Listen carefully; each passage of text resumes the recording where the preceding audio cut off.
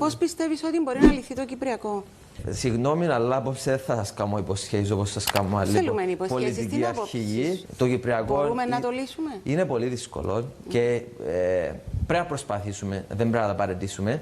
Αλλά έχει 51 χρόνια που προσπαθούμε και κάνουμε μια τρύπα στο νερό. Έχουμε πολλά άλλα θέματα που μπορούμε να βάλουμε προτεραιότητα και να λύσουμε. Το Κυπριακό σε μεγάλο βαθμό δεν είναι εναπόκειται σε εμάς. Εναπόκειται στις συγκυρίες, στην Τουρκία, στην Ευρωπαϊκή Ένωση. Πρέπει να πιέσουμε, πρέπει να προσπαθήσουμε να πιέσουμε, να βάλουμε όσες παραπάνω κυρώσεις γίνεται στην Τουρκία μέσω της Ευρωπαϊκής Ένωσης, να κάνουμε τη ζωή της Τουρκίας δύσκολη, ώστε να είναι πιο εύκολο να λύσει το Κυπριακό παρά να μην το λύσει. Έχουμε πράγματα να κάνουμε, αλλά το να μιλούμε για μια λύση και το πώς θα είναι η λύση χωρίς να υπάρχει εφρονέδαφος να λύσουμε το Κυπριακό, χωρίς οι συγκυρίες να το δείχνουμε ότι μπορούμε να το λύσουμε, είναι λόγια του αέρα που θα χάσουμε τον χρόνο μας όπως χάσαμε τα τελευταία 51 χρόνια να μιλούμε και να χτίζονται πολιτικές καριέρες πάνω στο Κυπριακό.